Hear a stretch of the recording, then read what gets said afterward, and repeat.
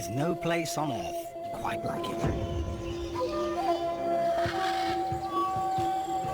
Here, the astonishing is commonplace. Turtles strike like snakes. And tarantulas share their homes with tiny frogs. This is a realm both beautiful and brutal, where adaptation is the key to survival. This is the wild Amazon.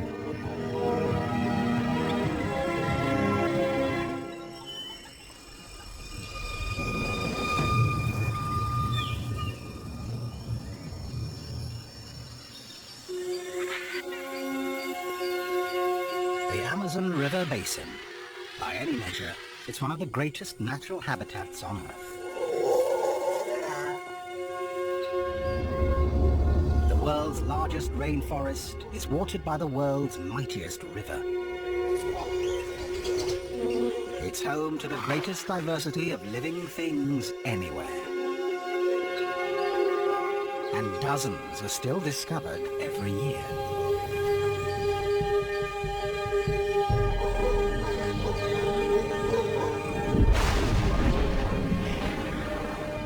But the Amazon is changing fast, threatening the animals and plants that have thrived here for millions of years. Their future hangs in the balance.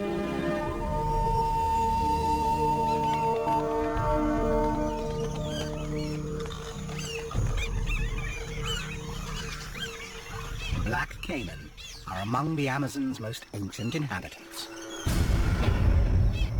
These living fossils have remained almost unchanged since the time of dinosaurs.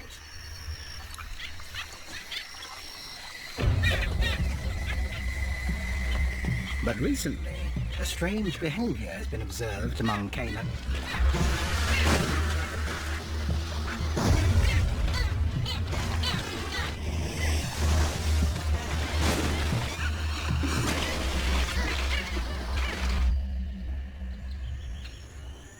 It happens during the dry season.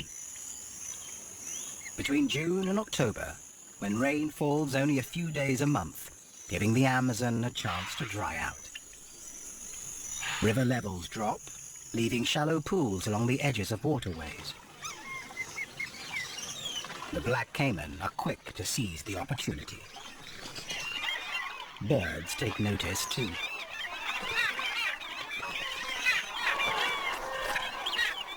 Black skimmers move inland from the coast, and egrets gather by the hundreds. They are all here for one thing. The fishing is excellent. The pools have stranded huge shoals of fish, and the Amazon's largest predator closes in.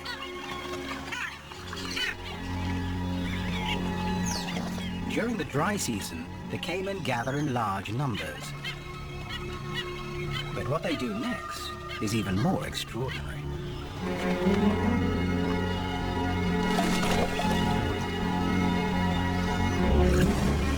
This strange behavior is still not fully understood.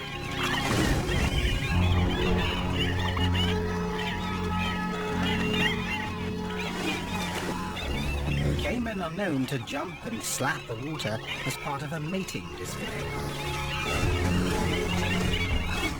But here, it's transformed into a synchronized and deadly ballet.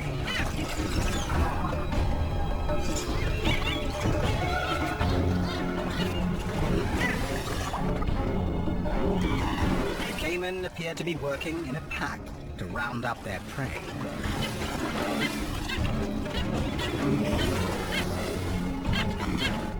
The panicked fish are caught by the hungry jaws. Those that escape are picked off by the egrets probing the shallows, and skimmers targeting the surface. The fish don't stand a chance.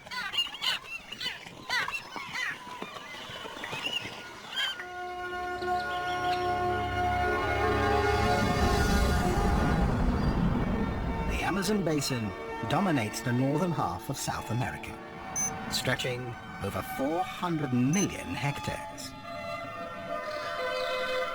Weaving through this hothouse of weird and wonderful life is the Amazon River itself, flowing for more than 6,000 kilometers.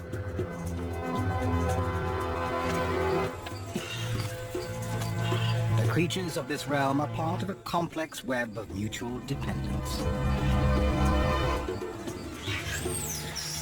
Their interlocking relationships have evolved over millennia.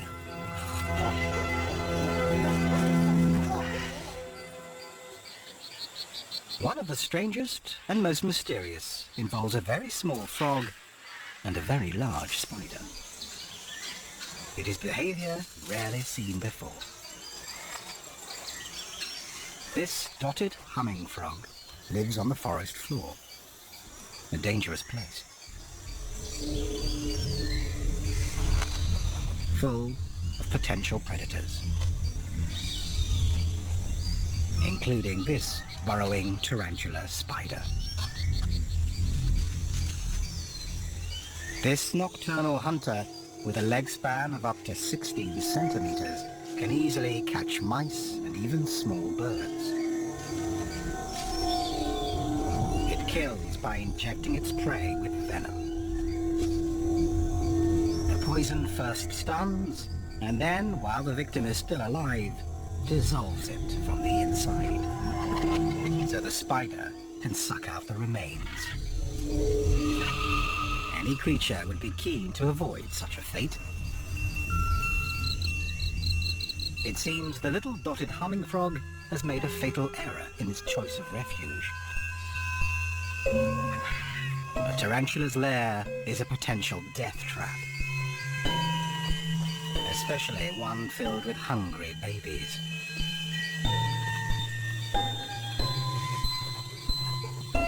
For the frog, the outcome cannot be good.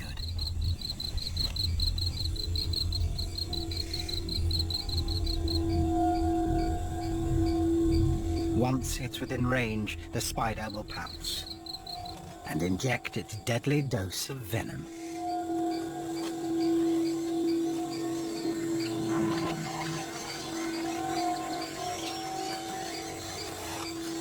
But not this time.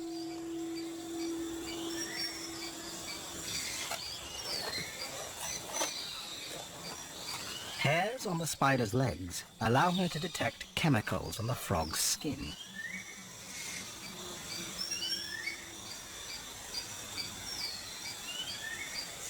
Perhaps she senses that the frog would make a dangerous meal.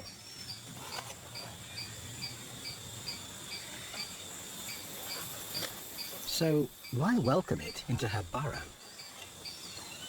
It seems this is a mutually beneficial arrangement.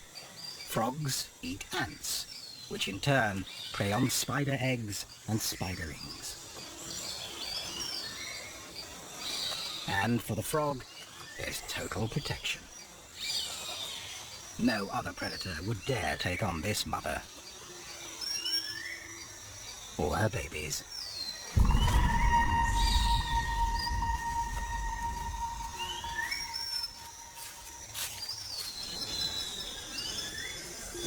Nearby, another remarkable story of cooperation and adaptation is unfolding. It involves a tree, a bee, and a razor-toothed rodent. A forest plant and two animals earn South American economies millions of dollars a year by doing what comes naturally. Brazil nuts really do come from Brazil, and most grow wild in the Amazon. But they depend on pollinators that have evolved with the necessary skills. The Brazil nut tree's pale, fleshy flowers have tightly wrapped petals. Prying them apart to reach the nectar inside takes a lot of muscle. Only the biggest and strongest bees can do it. For its efforts, the bee is rewarded with a sip of nectar, But as it struggles with the flower, it's also dusted with pollen. When the bee visits other Brazil nut flowers, the pollen shakes loose, the bee gets a meal, and the flowers are fertilized.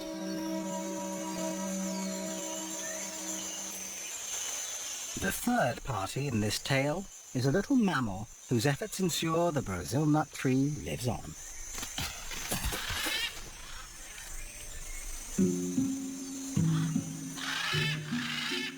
An agouti is one of the few creatures in the rainforest with strong enough teeth to break the outer shell of the seed pod.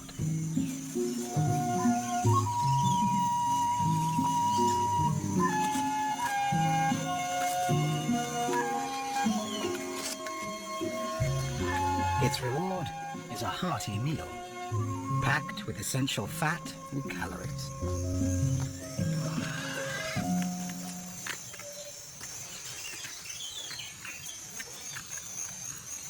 A single pod can contain up to 25 nuts. Way too many for the agouti to eat in one meal.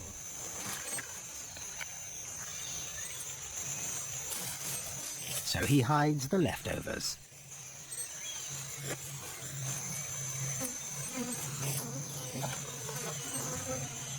The agouti buries his treasure all over the forest. Some nuts will remain in the ground to germinate and grow into the next generation of Brazil nut trees. Ancient relationships like these are essential to the life of the Amazon. They have made the forest what it is today. But can they endure as the forest changes around them? Much of the Amazon basin lies in Brazil, where deforestation is a major problem. Trees are being burned to clear land for farming and cut down to meet the demand for lumber. Up to 80% of the logging is illegal. Now the forest may have a fighting chance with the help of an armed task force. The government has declared war on the illegal loggers.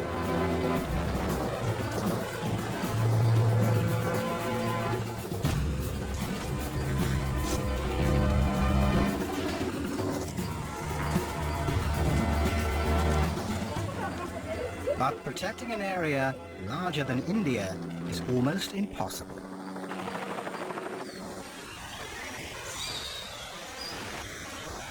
Every day, the Amazon still loses 19 square kilometers of forest. And besides the trees, much more is lost.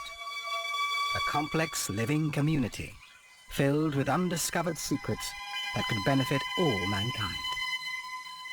Among its other wonders, the Amazon is the world's medicine chest.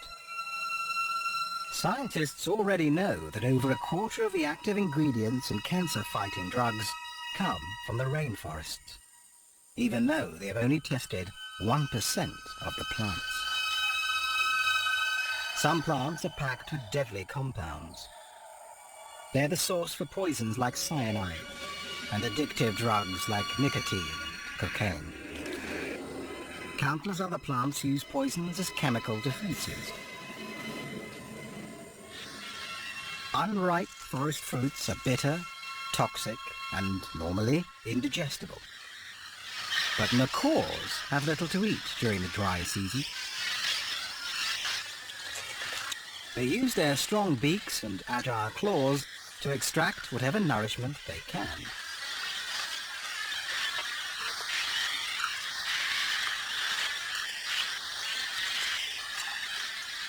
And then have to deal with a belly full of toxic plant matter.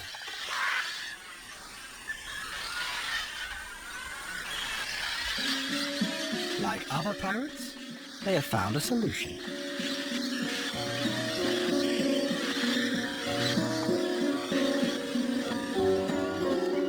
At this time of year, parrots will travel more than 15 kilometers every 2 or 3 days to a particular bend in the river. They're heading for clay banks in exposed by the river as it dries and recedes.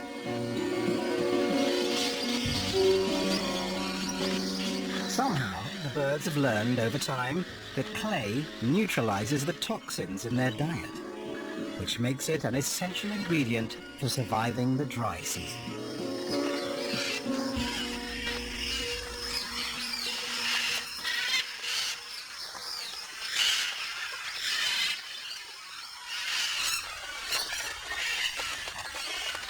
The cliffs also provide the perfect place to meet and greet others of their kind.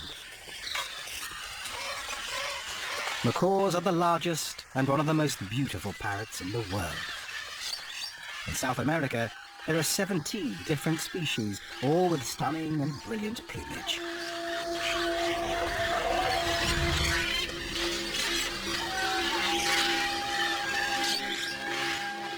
Highly intelligent and extremely sociable, they travel together in large flocks as they search for food.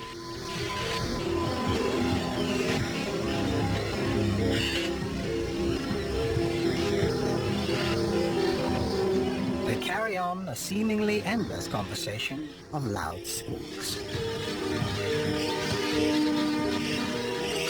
Socializing is more than a way to pass the time. It's a chance to find a mate.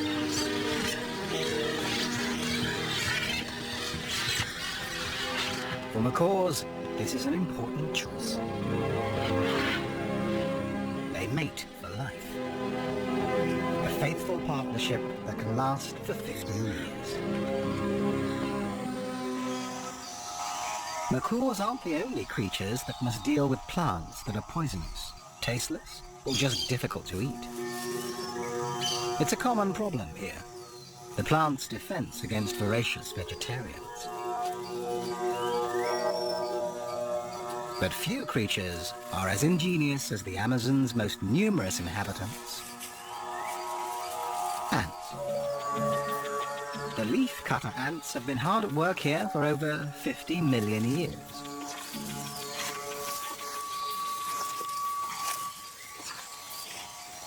An ant carefully measures out a portion of leaf, using her leg span as a guide. Then she removes the piece using jaws that vibrate 1,000 times a second.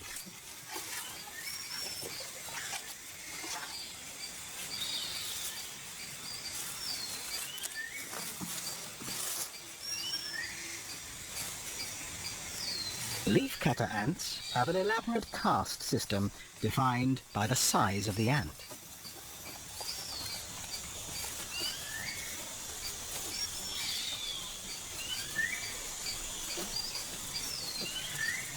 The largest are the soldiers, who stand ready to defend the long lines of medium-sized foragers as they carry the leaf sections back to the nest. The foragers lift loads up to 20 times their own weight, the equivalent of a human carrying a small car. Smaller ants act as additional guardians for the workers, ever vigilant, even when they're hitching a ride.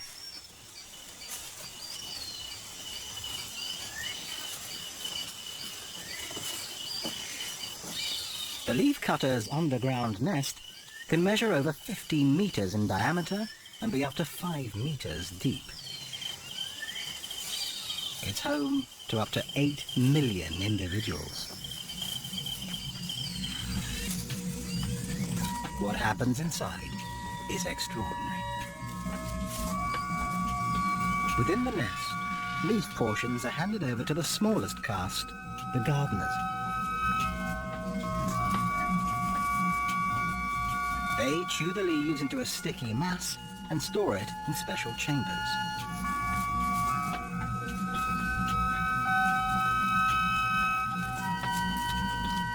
Another chamber houses the colony's most precious possession, an edible fungus. A gardener cuts off a piece of the fungus and carries it to the new stash.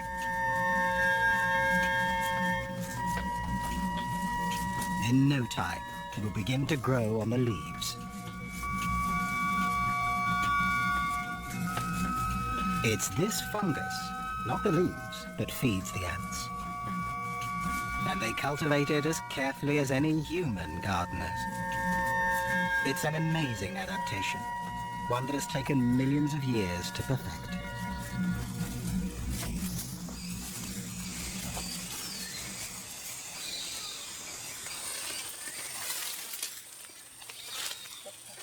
Unlike the leaf-cutter ants beneath their feet, the Mates people have never relied on gardening.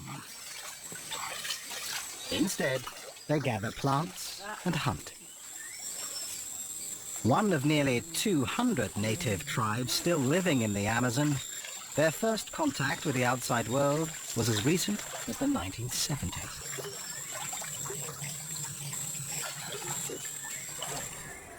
Since then, an estimated third of their population have been wiped out by Western diseases. And the survivors now live in the protection of a national park.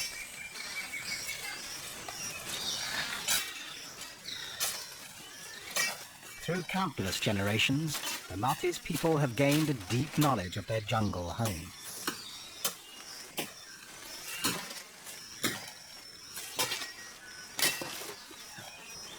They understand how to make use of the poisonous plants around them. The bark of a liana is essential to their survival.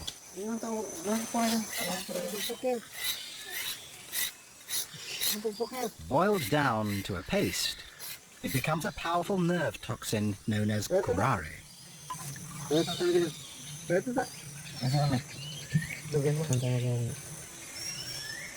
Curare can act in seconds, paralyzing chest muscles and suffocating victims to death.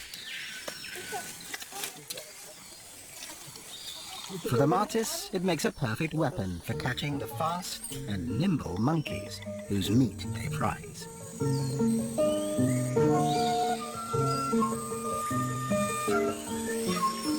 All of South America's primates dwell in the forest canopy, rarely venturing down to the ground. Most eat whatever they come across, from fruit and flowers to insects and sap.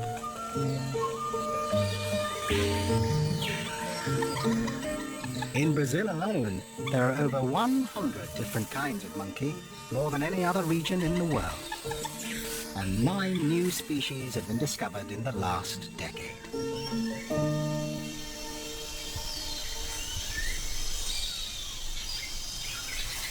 Common squirrel monkeys are one of the most successful. They're found throughout the Amazon.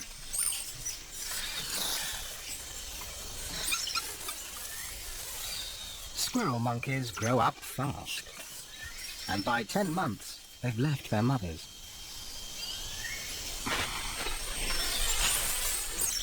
But for a young, inexperienced monkey, life is precarious.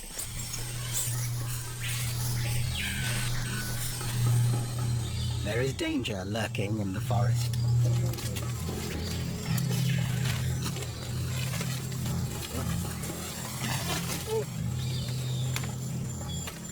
The Mates tribesmen are on a monkey hunt.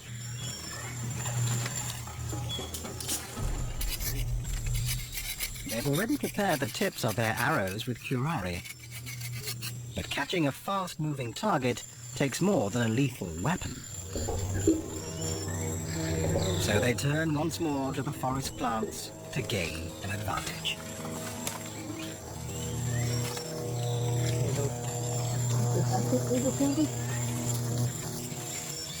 They concoct a solution, mixing ebony plant in a little water. They drip it into their eyes.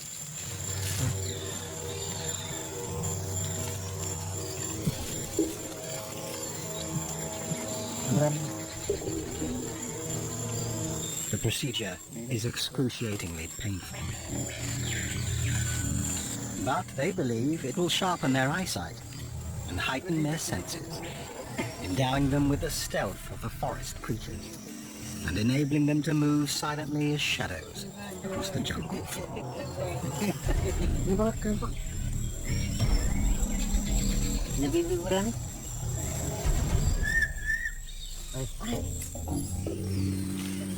Armed and ready, they head into the forest.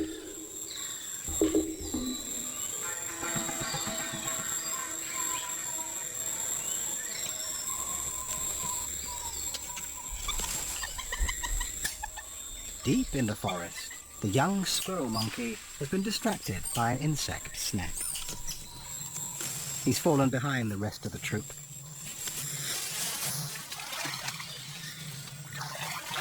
Below him, a predator stalks.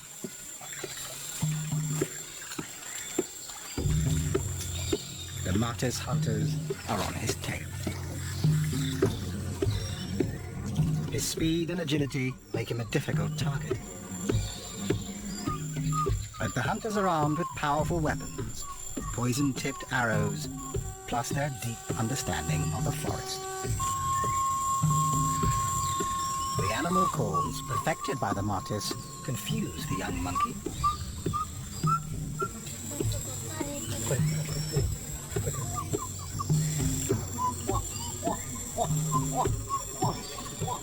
He's naturally inquisitive and moves closer to the calls. A fatal mistake.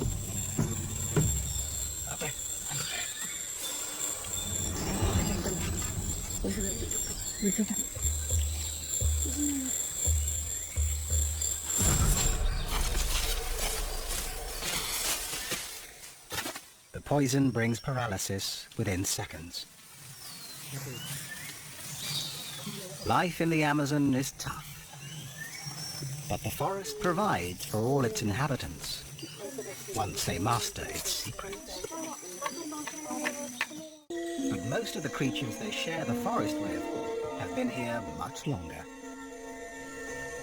One of the weirdest has lived here for 3 million years. It lumbers through the undergrowth, a 1-meter-high plant eater, a close relative of the rhino and the horse, with a snout like an elephant's trunk. This is the tapir. It's well equipped for a life of browsing. At over 200 kilos, he's the Amazon's largest herbivore. With a nose finely tuned for sniffing out edible plants.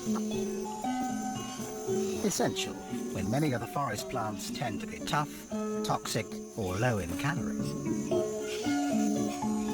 Spending hours wandering through this hostile environment in search of food is hard work for a heavy tapir.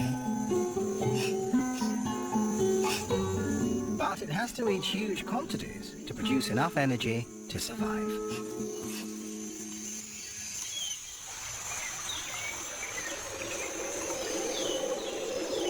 Some animals find a meal by hardly moving at all. A nearby stream looks peaceful, but appearances are deceiving. Camouflaged body armor is a useful asset for an ambush predator. Hidden in the leaf-littered shallows, it waits patiently for an opportunity.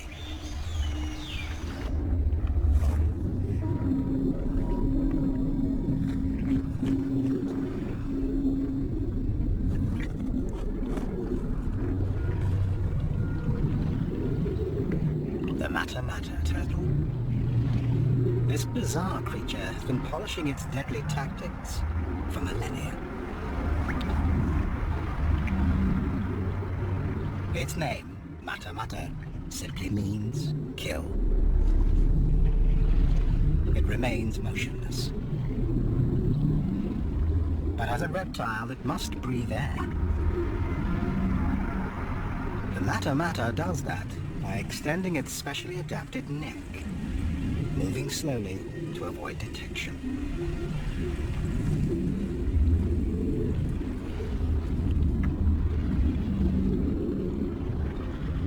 And using its snout as a snorkel.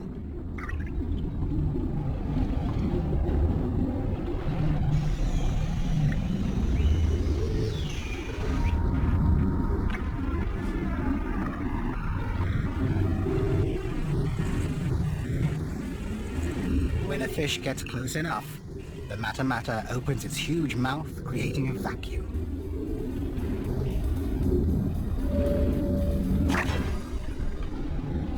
sucks in its victim faster than the blink of a human eye.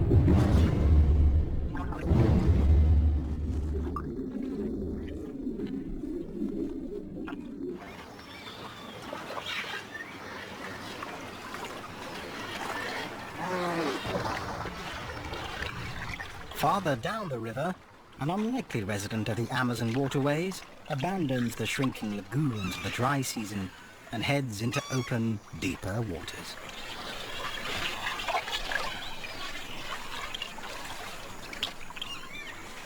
This is a male Amazon river dolphin.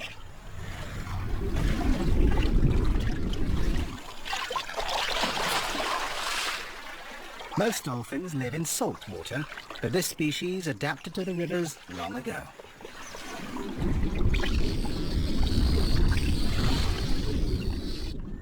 Now the entire basin is his playground. Like other dolphins, he uses sonar to hunt. That comes in handy in these murky waters. But unlike his marine cousins, unfused bones in his neck make it much more flexible. A crucial adaptation when he hunts in smaller rivers, often choked with tangled vegetation and tree roots. Males and females stay apart for most of the year.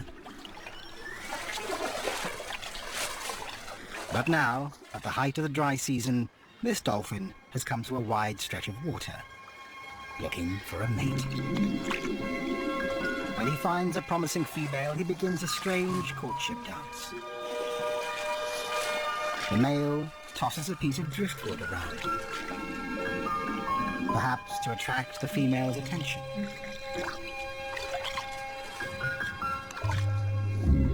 If she accepts it, the pair will mate.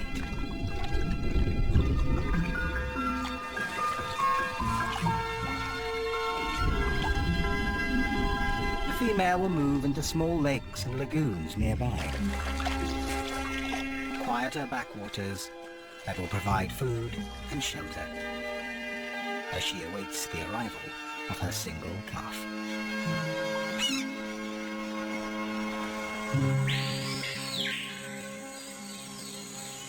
Towards the end of the dry season, the river levels are at their lowest, exposing broad sandbanks. For one huge and ancient creature, this new and temporary landscape offers a brief opportunity essential to their future survival.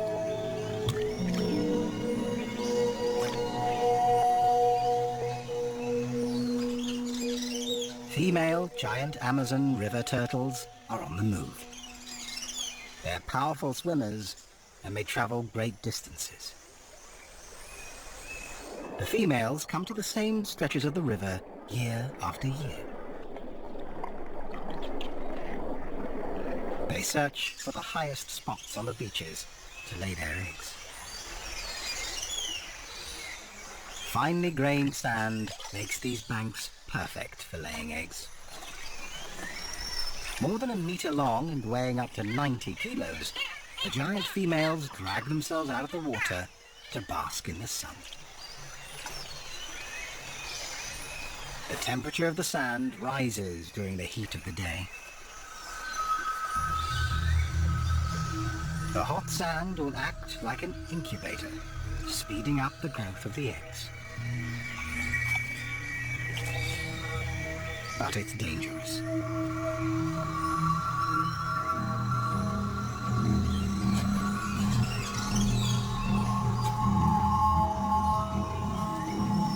The Amazon's top predator is on the prowl. With one of the strongest bites of all big cats, a jaguar can easily puncture a turtle's shell. The females retreat to the safety of the water. The jaguar can wait, but the turtle's clock is ticking.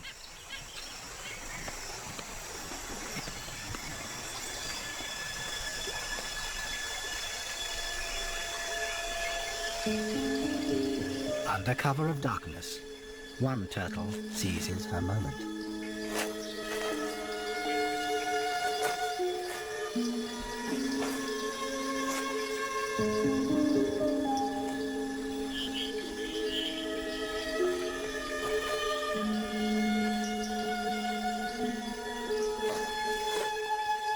Once the hole is dug, she lays her eggs and covers them gently with sand.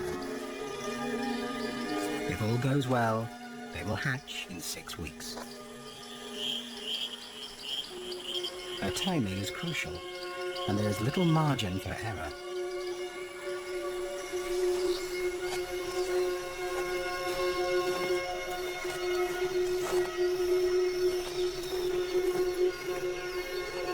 In a few weeks, the rains will return and the beaches will be washed away. The precious eggs must hatch before then.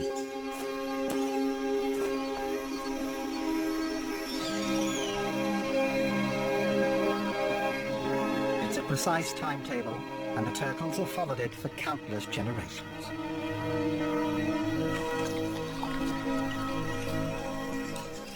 But the climate is changing here, as it is elsewhere around the globe. If weather patterns shift before the turtles have a chance to adapt, they could be doomed to extinction.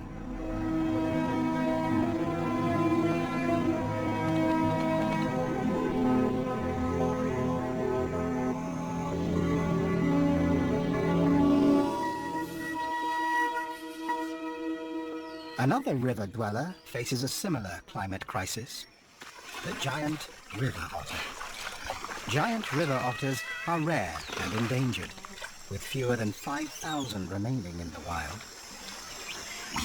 They're the largest of their kind, measuring up to 2 meters long. This family group has 10 members, headed up by Mum and Dad. They're highly social and constantly check in with each other using a variety of vocalizations. Their communication involves a complex system of sounds, scents, and postures. Locals call them the wolves of the river, and they are proficient predators. With their wing-like tails, webbed feet, and sleek fur, they're built for the water, and have no problem catching enough to eat.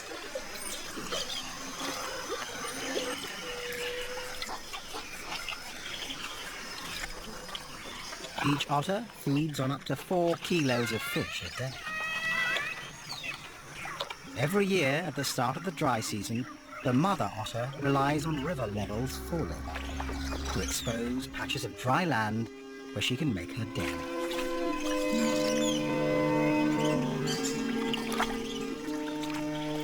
These quiet backwaters provide a perfect place for young otters to learn and play. 14 weeks old, and the pups are still mastering the skills they'll need to survive. But it's a race against time.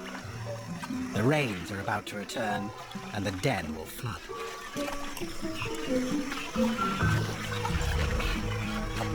If weather patterns change, it will challenge this finely tuned parenting plan.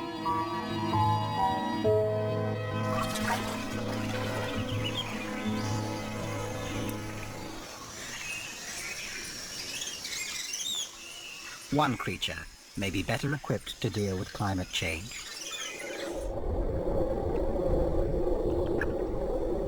It's the world's largest freshwater fish.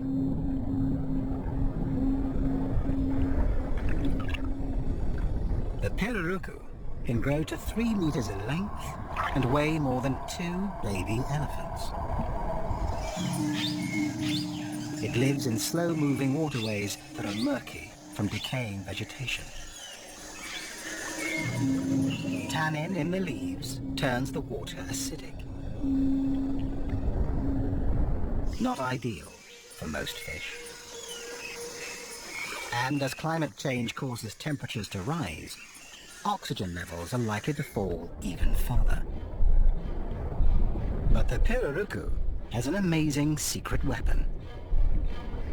Along with its reduced gills, it has evolved with an air bladder that acts like a lung.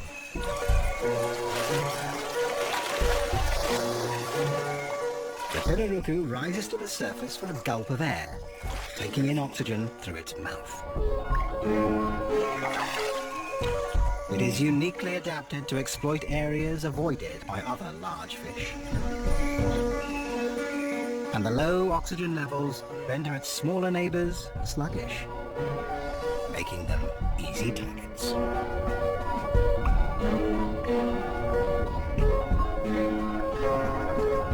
Its adaptation may give the pirarucu the winning advantage in a changing world.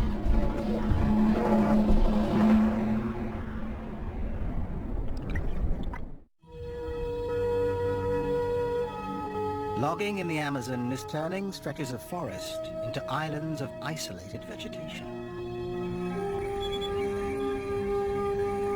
Every species will have to be able to move or adapt in order to survive. And not all creatures are mobile. This pale-throated sloth prefers the security of the canopy and only comes to the ground once a week to defecate.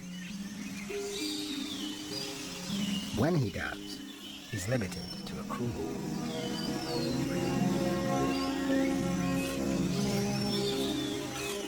The sloth lives solely on leaves, a low-calorie diet that provides little energy and is difficult to process.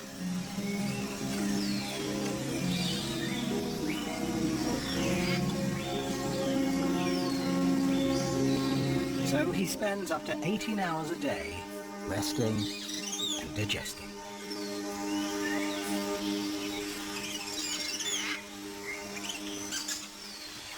This sedentary lifestyle explains how the sloth got his name and his reputation for being lazy.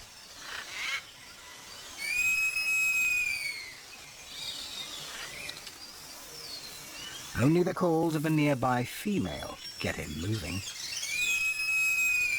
With poor eyesight, he's reliant on his other senses to find her.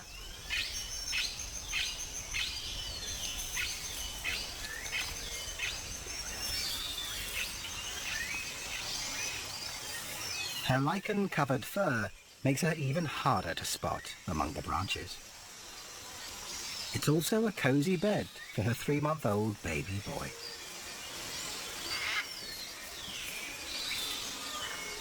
He still relies on his mother for food and protection. It will be another 5 months before he's on his own.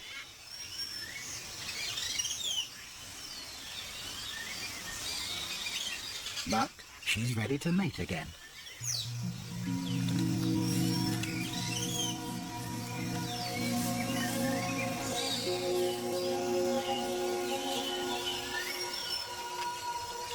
Sloth courtship is slow and graceful.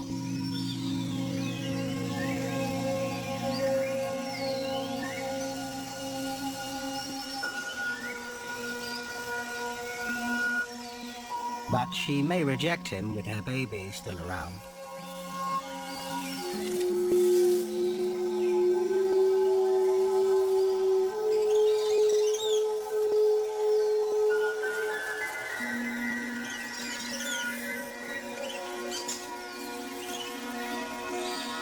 If these sloths mate successfully, the female will give birth in about 6 months, by which time her son will be independent. But what kind of future does he face?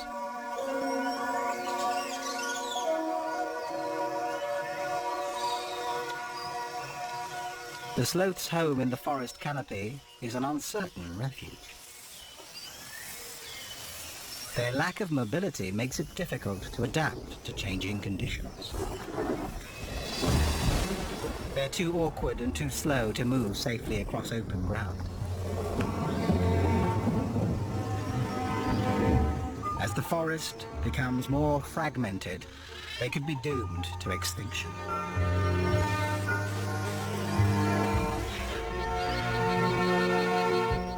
The creatures of the Amazon have developed their incredible survival strategies over millions of years. If conditions here change too rapidly because of a warming climate or a disappearing forest, many will be unable to adapt.